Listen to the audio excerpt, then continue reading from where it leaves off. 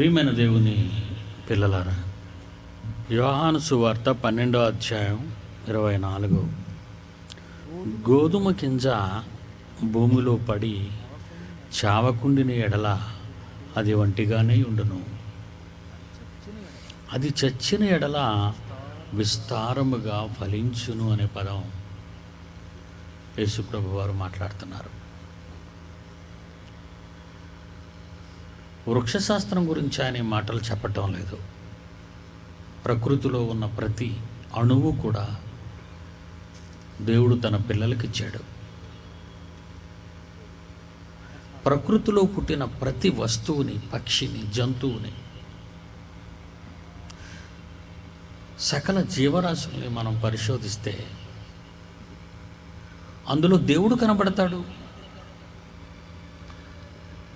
మన భవిష్యత్తు కనబడుతుంది. రోమపత్రిక 1వ అధ్యాయం 20వ వచనం చూడండి. దేవుని యొక్క అదృశ్య లక్షణాలు. దేవుడు కనిపించడు, కానీ ప్రకృతిని చూస్తే ఆయన కనిపిస్తున్నాడు. చెవులు, ముక్కు, చేతులు, కాళ్ళు కలిగినవానిగా కాదు. ఆయన ఎలా కనిపిస్తున్నాడో సూర్యుని చూడండి, ప్రకాశిస్తుంది, వెలుగునిస్తుంది, వేడినిస్తుంది, సమస్త క్రిములను సంహరిస్తుంది. మన నుండి ఏం కోరుకుంటుంది అని మనం అడిగితే ఏం కోరుకోదు. ఒక జనరేటర్ పనిచేస్తేనే కానీ ఇన్ని లైట్లు ఈ మైదానంలో వెలగవు, ఈ హార్న్స్, ఈ సౌండ్ సిస్టమ్ పనిచేయదు. దానికి డీజిల్ కావాలి, అందులో మండేది కావాలి. ఆ జనరేటర్ని అద్దెకు తెచ్చుకున్నారు, దానికి అద్దె కట్టాలి, ప్రతిరోజు దానికి అద్దె కట్టాలి, అందులో మండుతున్న డీజిల్ కొనాలి. మన పూర్వీకులు, ముందటి తరాల వాళ్ళు అందరూ ప్రకృతిని అనుభవిస్తూనే ఉన్నారు. మండుతున్న సూర్యునికి మనం ఏమి ఇస్తున్నాం, ఎంత అద్దె కడుతున్నాం, ఎంత బిల్లు కడుతున్నాం అని మనం ఆలోచిస్తే ఏం కట్టడం లేదు. ప్రకాశిస్తున్న చంద్రునికి ఏమీ కట్టడం లేదు, వీస్తున్న గాలికి ఏమీ కట్టడం లేదు. నింగి, నేల, నీరు, నిప్పు, వీటన్నిటికీ, ప్రకృతిలో ఉన్నటువంటి వేటికి కూడా మనం ఏం కట్టడం లేదు. మన నుండి అవి ఏమీ కోరుకోవటం లేదు. అందులో దేవుడు కనిపిస్తున్నాడా? అవునండి, దేవుడు కనిపిస్తున్నాడు. ఆయన మన నుండి ఏమీ అనుభవిస్తున్న దాని కొరకు కోరుకోడండి. నీవు తినే తిండి కోసం, నువ్వు పడే సుఖం కోసం, నీ దప్పిక తీర్చడానికి, నీ ఆకలి తీర్చడానికి, నీ సుఖాలు తీర్చడానికి ప్రకృతిని ప్రసాదించిన మన తండ్రి కన్నదేవుడు మన నుండి డబ్బులు కోరుకోవటం లేదు. అందుకే పౌలు మహనీయుడు ఈ వాక్యంలో ఆయన ఏమంటున్నాడంటే, రోమాపత్రిక 1:20లో ఆయన అదృశ్య లక్షణాలు అనగా ఆయన నిత్య శక్తి, ఆయనలో ఉన్న దైవత్వం, ఈ సృష్టిలో పుట్టినప్పటి నుండి జగత్తు ఉత్పత్తి మొదలుకొని సృష్టింపబడిన వస్తువులు, చెట్టును చూస్తారా, తిమింగలాన్ని చూస్తారా, చేపను చూస్తారా, నక్షత్రాన్ని చూస్తారా, పండే పంటను చూస్తారా, వీచే గాలిని చూస్తారా, వర్షించే మేఘాలు చూస్తారా, ప్రకాశించే సూర్యుని చూస్తారా, జగదుత్పత్తి మొదలుకొని సృష్టింపబడిన వస్తువులను ఆలోచిస్తే మనకు అర్థమైపోద్దన్నాడు, కనబడిపోద్దన్నాడు. అదండి దైవత్వం.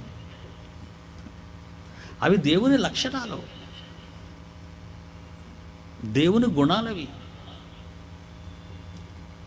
ప్రియమైన సోదర సోదరీమణులారా, యోహాను సువార్త 12:24లో మీరు చదువుకున్నారు కదా, గోధుమ గింజ భూమిలో పడి చావకుండిన ఎడల అది వంటిగానే ఉండిపోద్ది కదా. అది గాదిలో ఉండిపోయో, పక్షి చేత మెంగబడో, లేక నీళ్లలో ప్రవాహంలో కొట్టుకుపోయో, లేక ఎండకు ఎండిపోయో మంటలో కాలిపోయో ఉంటే ఆ విత్తనం ఒంటిగానే కనబడకుండా పోతుంది. కానీ అది చచ్చిన ఎడల, అది నేలలో పడి చచ్చిన ఎడల విస్తారముగా ఫలించును అనే మాట చెప్పాడండి. ఎవరి కోసం ఈ మాట? ఎవరి కోసం? నీ ఆకలి తీర్చటం కోసం కాదు. ఒకటి నీ ఆకలి తీర్చటం కోసమే, కానీ దానిని చూచిన తరువాత నీకు మహాజ్ఞానం రావాలని, దైవజ్ఞానం నీకు రావాలని. అంటే నీవు చచ్చిపోతే విస్తారంగా ఫలిస్తావు అంటున్నాడు. ఆలోచించండి. 60 ఏళ్ల 3 నాళ్ల ముచ్చట ఈ బ్రతుకే గొప్ప భాగ్యం అనుకుంటుందండి ఈ ప్రపంచం. 60 ఏళ్ల 3 నాళ్ల ముచ్చటైన ఈ మాయ లోకంలో బ్రతకటమే జీవితం అనుకుంటున్నారు చాలామంది. ఏమండి, అది చాలా చిన్నది అంటున్నాడు ఆయన. ఒక గింజగా నువ్వు ఆలోచిస్తే, నువ్వు గోధుమ గింజవని కాసేపు నువ్వు ఆలోచించగలిగితే నువ్వు చచ్చిపోవాలి అంటున్నాడు ఆయన. నువ్వు చచ్చిపోవాలి. అలా చచ్చిపోతే ఆ గింజ నేలలో పడితే ఏమవుతుందన్నాడు? విస్తారముగా ఫలించును. విస్తారంగా ఫలించును. 60 ఏళ్ల జీవితం కావాలా? విస్తారమైన జీవితం కావాలా? 60 ఏళ్ల జీవితం కావాలా? మన పూర్వీకులు ఒకప్పుడు చావు లేని వారిగా పుట్టారండి. ఆదామవ్వలు వాళ్ళకి చావు తెలియదండి, వాళ్ళకి ఆకలి దప్పిక తెలియదండి, కన్నీళ్ళు తెలియదండి, కష్టాలు తెలియదండి. అదండి ఏదైనా మనం మన ఆది తల్లిదండ్రులైన ఆది దంపతుల్ని ఆయన ఏదైనా వనంలో పెట్టిన రీతి మనం ఆలోచిస్తుంటే అద్భుతం కదండి. అమరులు, చావు లేని వాళ్ళు, చిరకాలము జీవించేవాళ్ళు, శాశ్వతంగా ఉండేవాళ్ళు. అలాంటి జీవితాన్ని తప్పు చేసే కదండి పాడు చేసుకున్నారు. తప్పు చేసే కదా పోగొట్టుకున్నారు వాళ్ళు. అందు గురించి కనుక 1000 సంవత్సరాలు ఇచ్చాడు. 1000 అయినా గొప్పే కదండి. ఈరోజు 60-70లో ఉన్న మనకంటే 1000 ఏళ్ళు బ్రతికిన వాళ్ళు గొప్పోళ్ళే కదండి. ఒకవేళ అదే గొప్ప అనుకుంటున్నావా? జలప్రళయం తరువాత 120 ఏళ్ళు బ్రతకడమే గొప్ప అనుకుంటున్నావా?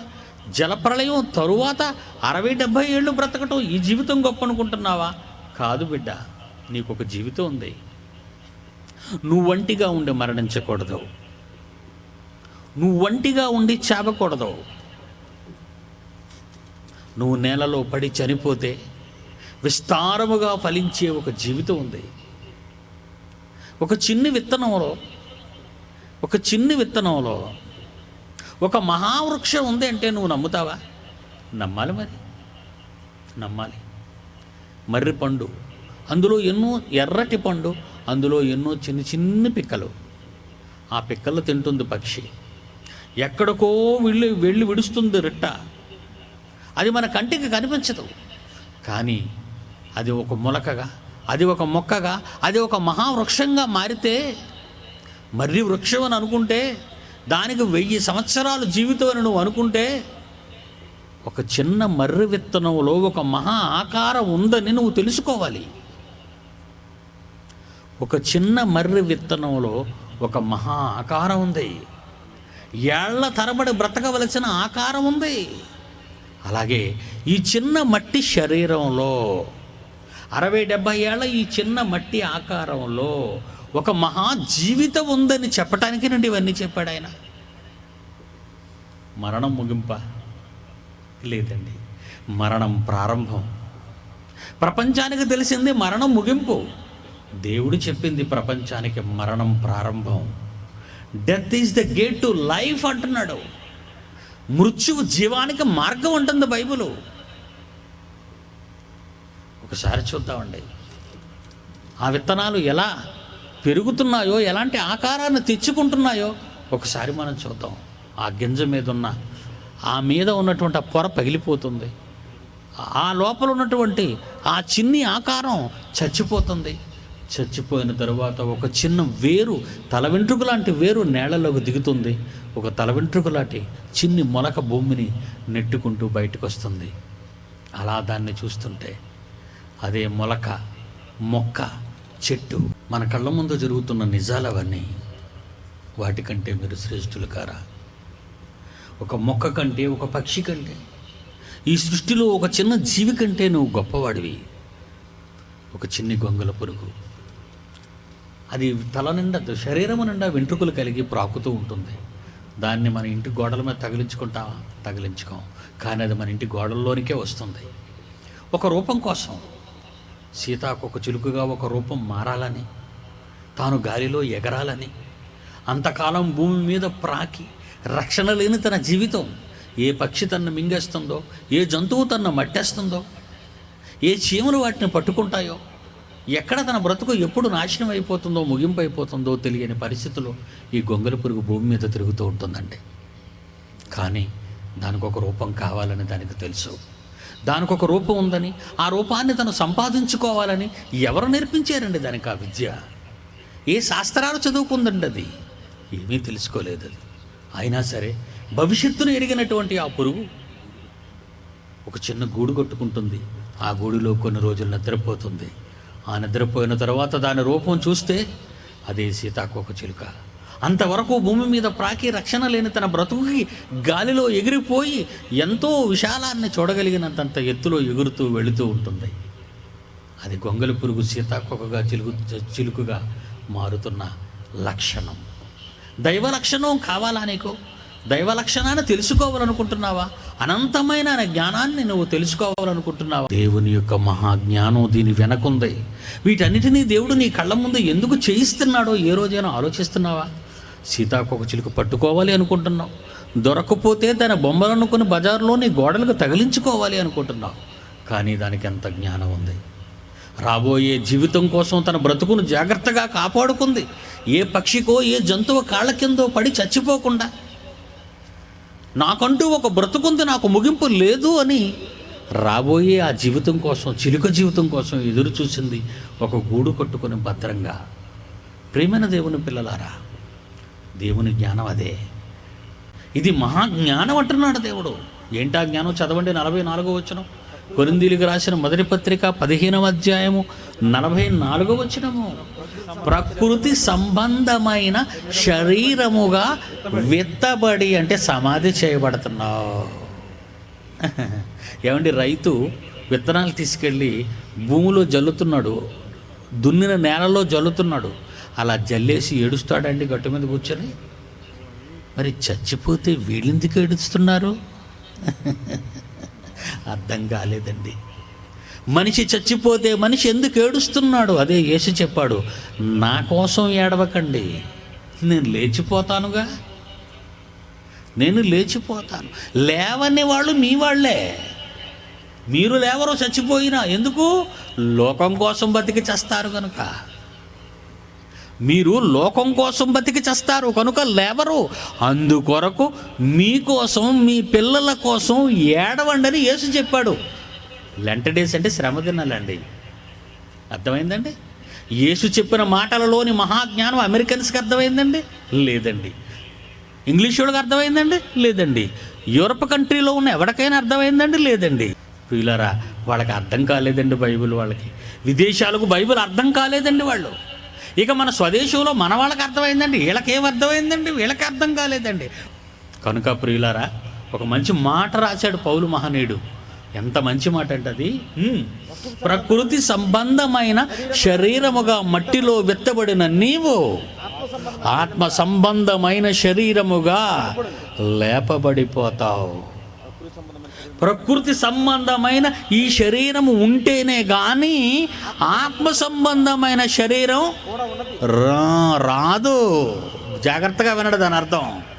ప్రకృతి సంబంధమైన శరీరం ఉంటేనే, ఆ శరీరాన్ని దేవుడి కొరకు ప్రకృతిలో వినియోగిస్తేనే నీవు నీ శరీరాన్ని ప్రకృతిలో వినియోగిస్తున్నావన్న సంగతి ప్రకృతి నీకు సర్టిఫికేట్ ఇస్తేనే. ఎంత కథ ముడిపడుందో చూసారా మన కథ? ప్రకృతి మనకు సర్టిఫికెట్ ఇవ్వాలట. ఏమని? నీ కొరకు బ్రతికాడు తండ్రి ఈ కుమారుడు, యజమాని ఈ బిడ్డ నీ కోసం బ్రతికింది అని ప్రకృతి నీకు సర్టిఫికేట్ ఇవ్వాలి. ప్రకృతి నిన్ను మెచ్చాలి. ప్రకృతి ఎందుకు పెట్టాడు? ప్రకృతిని ఎందుకు పెట్టాడు ఇన్విజిలేటర్గా? ప్రకృతిని ఎందుకు నీకు కాపలాదారుడుగా పెట్టాడు? ప్రకృతిలో పుట్టావు, ప్రకృతిలో పెరుగుతున్నావు, ప్రకృతి కోసం బ్రతుకుతున్నావు. మట్టిలో తెచ్చిన దానిని మెడలో వేసుకుంటున్నావు, అవునా?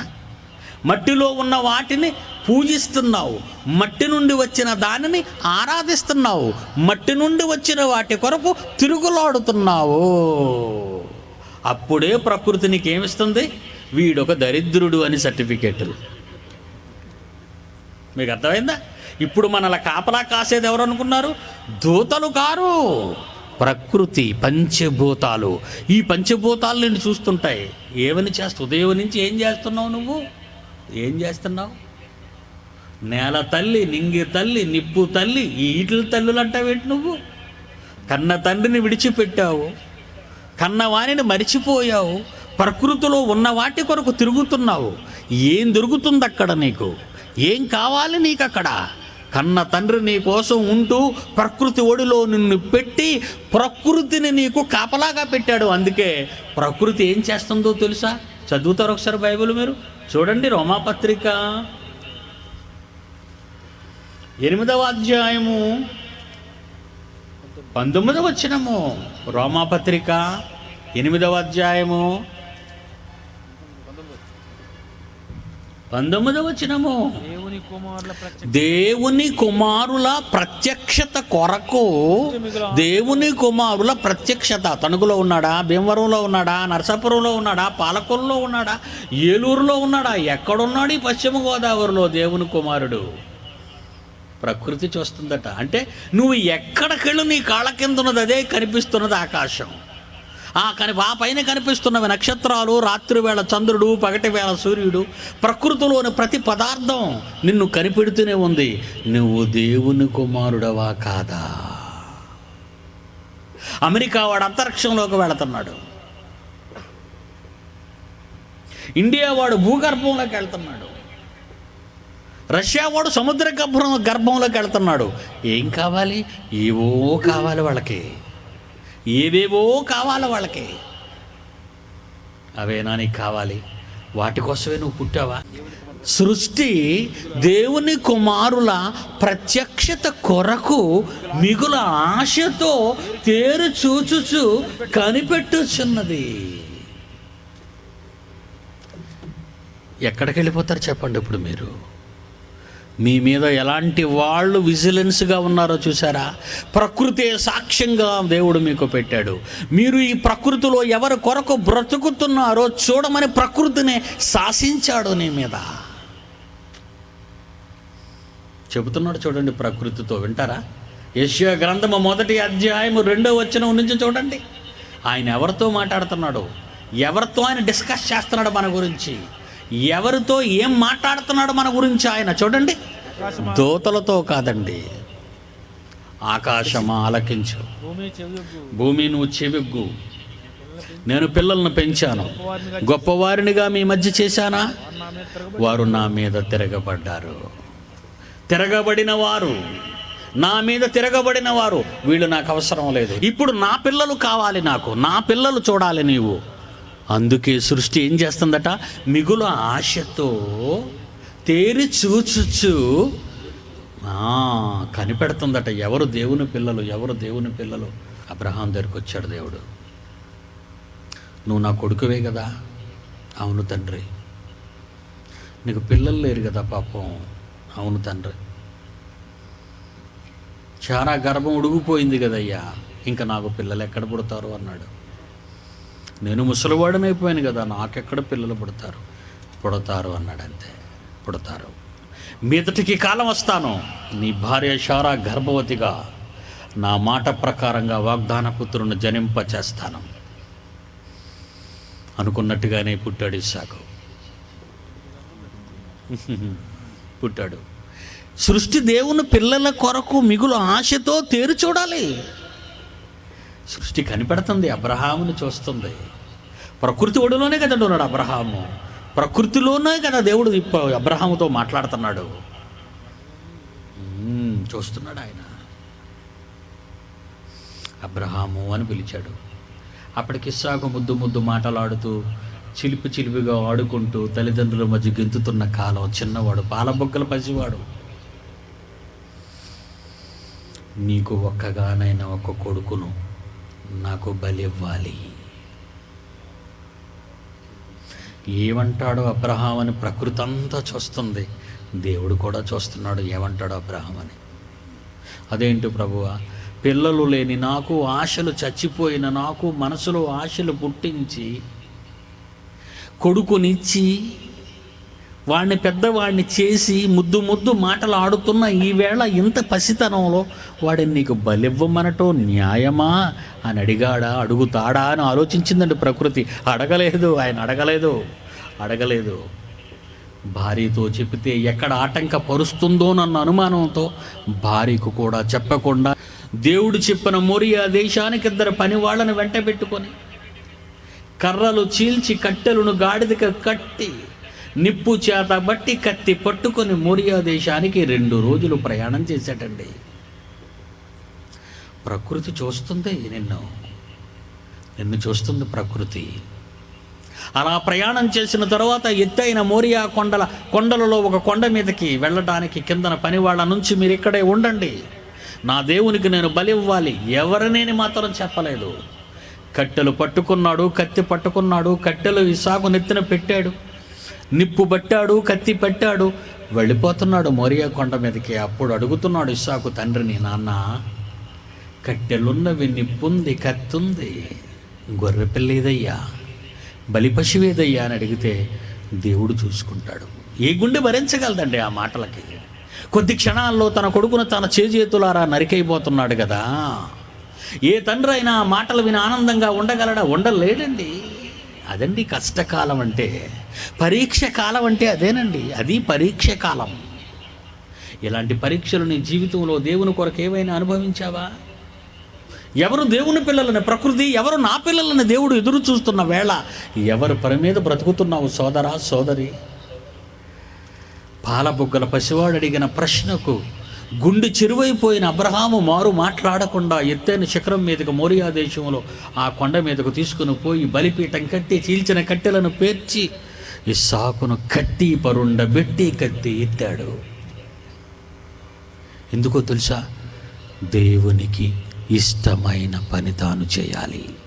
నా దేవుడు ఇంతకాలానికి నాకు కొడుకునిచ్చి అదే కొడుకును నా కన్న తండ్రి అడుగుతున్నాడు అంటే నేను ఎందుకు ఇవ్వకూడదు అని భార్యతో చెబితే భార్య ఆటంకపరుస్తుందేమో అని, బంధువులకు తెలిస్తే తన ప్రయాణం కానివ్వరని, లేదా ఇస్సాకును ఎక్కడైనా దాచేస్తారేమో అనే భయంతో 3వ వాడికి తెలియకుండా కొడుకుని తీసుకొని బలివ్వటానికి సిద్ధపడిన విశ్వాసులకు తండ్రి అబ్రహాము దేవుని ఇష్టాన్ని నెరవేర్చాడే తప్ప భూమి మీద తన ఇష్టాన్ని నెరవేర్చుకోవటానికి ఎన్నడూ ఆశించలేదు.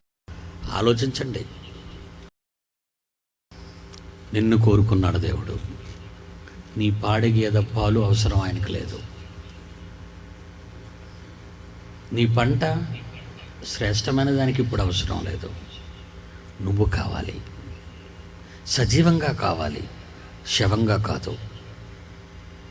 సజీవమైన నీ ఆకారం, నీ నోటి మాటలు ఆయనవై ఉండాలి, నీ మెదడులోని ఆలోచనలు ఆయనవై ఉండాలి, నీ చేతలు ఆయనవి, నీ నడతలు ఆయనవి, సమస్తము ఆయనదై ఉండాలి. ఇదండి ఒక మంచి మాట చూడండి బైబిల్లో. రోమీయులకు రాసిన పత్రిక 14వ అధ్యాయం 7, 8, 9 ఆ 3 వచనాల్లో ఎంత మాధుర్యమైన సంగతులు రాయబడ్డాయో చూడండి. రోమపత్రిక 14వ అధ్యాయం 7, 8, 9 మనము బ్రతికినను, అక్కడి నుంచి చదువు నాయన. మనము బ్రతికినను ప్రభువు కోసం బ్రతుకుచున్నాము, చనిపోయినను ప్రభువు వారమై చనిపోవాలి.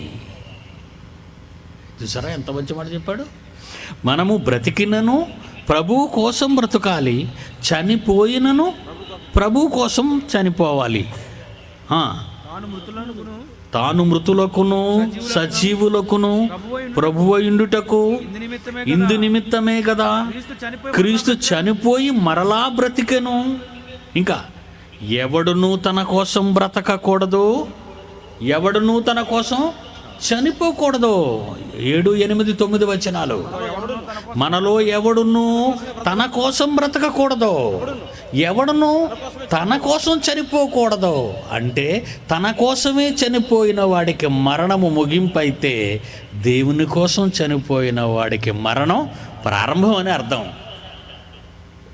ఎంత మంచి మాట అండి, ఎంత మంచి మాట. మరలా చదువుదాం. మనలో ఎవడును తన కోసమే బ్రతకడు, ఎవడును తన కోసమే చనిపోడు. మనం బ్రతికినా ప్రభు కోసమే బ్రతకాలి, చనిపోయినా ప్రభు కోసమే చనిపోవాలి, ప్రభు కోసమే చనిపోవాలి.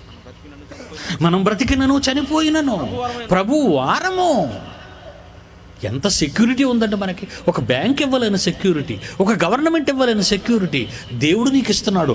డాక్యుమెంటెడ్గా బైబిల్లో డాక్యుమెంటెడ్గా వ్రాయించి ఇచ్చాడు. ఇది నీవు దేవుని కొరకు మరణించాలని, దేవుని కొరకు ఉంటావని, దేవుని కొరకు మరణించిన వారంతా దేవుని కొరకు ఉంటారనే మాటలు చదువుతారా బైబిల్లో? ఎంత అద్భుతంగా ఉంటాయో చూడండి, ఎంత బాగుంటాయో. లూకాసు వార్త 17:33. ఎవడైనను తన ప్రాణాన్ని రక్షించుకోవాలనుకుంటే దానిని పోగొట్టుకుంటాడు. జాగ్రత్తగా వినాలి. ఎవడైనను భూమి మీద తన ప్రాణాన్ని సుఖపెట్టాలని, 60 ఏళ్ల జీవితానికి ఆశపడి తన ప్రాణాన్ని నిలబెట్టుకోవాలని భూమి మీద ఏ నరుడైనా అనుకుంటే దాన్ని వాడు పోగొట్టుకుంటాడన్నాడు. తర్వాత దేవుని కొరకు ఎవరైతే దానిని పోగొట్టుకుంటారో, తన ప్రాణాన్ని, నీ శరీరాన్ని, నీ ఆకారాన్ని, నీ నాలుకను, నీ చెవులను, నీ ముక్కును, నీ దేహాన్ని ఎవడైతే దేవుని కొరకు దానిని పోగొట్టుకుంటారో దానిని సజీవంగా కాపాడుకుంటారట. అబ్బోయ్, ఇంతవరకు చచ్చిపోయావు, మట్టిలోకి వెళ్ళిపోయావు అనుకునే వాళ్ళకు శుభవార్త. దేవుని పిల్లలకు, మీరు మట్టిలోకి వెళ్ళినా ఎక్కడికి పోలేదర్రా, మీరు సజీవంగా ఉంటారనే మాట రాశాడు ఇక్కడ. ఎంత మంచి మాట అండి. లూకాసు వార్త 20:37-38. లూకాసు వార్త 20:37-38 యేసు ప్రసంగంలో ఆయన ఒక మాట మాట్లాడుతున్నాడండి. అబ్రహాము దేవుడను చూసారా, స్క్రీన్ మీద కొడుకుని ఎలాగిచ్చాడో, బలి ఇవ్వడానికి, కత్తి ఎత్తటానికి, ఆయనకి ఇష్టమైనది చేయటానికి తన కొడుకు ముందుకు వస్తే ఎందుకండి చంపేసుకుంటాడు ఆయన కొడుకుని? పరీక్షా కాలంలో నిలబడాలి కదా. అందుకే విశ్వాసులకు తండ్రి అయిన అబ్రహాముని గురించి ఏం మాట్లాడుతున్నాడు? నేను అబ్రహాము దేవుడను, ఆయన గర్భాన్ని పుట్టిన బలిపీఠం మీద నరికేయవలసినటువంటి ఆ కొడుకున్నాడే అతని దేవుణ్ణు, అతని గర్భాన్ని పుట్టిన యాకోబు దేవుణ్ణు నేను. ఈ మాటలు ఎప్పుడు చెప్తున్నాడండి ఆయన? 2000 సంవత్సరాల క్రితం యేసు ప్రభు చెప్తున్నాడండి. అప్పటికి అబ్రహాం మరణించి ఎంతకాలం అయింది చెప్పండి? 2000 సంవత్సరాలు అయిందండి. అంటే నేటికి 4000 సంవత్సరాలు అయింది. జాగ్రత్తగా వినాలి ఈ లెక్కలు మీరు. లూకాసు వార్తలో యేసు అన్న మాటలు ఎప్పటివండి? 2000 సంవత్సరాల క్రితం సుమారు. అప్పటికి అబ్రహాం మరణించి ఎంతకాలం అయిందండి? సుమారు 2000 సంవత్సరాలు. 4000 సంవత్సరాల క్రితం మాట ఈరోజు మనం చదువుకుంటున్నాం. ఇప్పటికీ దేవుడు ఏమంటున్నాడు అబ్రహాం గురించి? నేను అబ్రహాము దేవుడను, ఇస్సాకు దేవుడను, యాకోబు దేవుడను. మృతులు లేతురని మోసే సూచించెను. ఆయన సజీవులకే దేవుడు, కాని మృతులకు దేవుడు కాడు.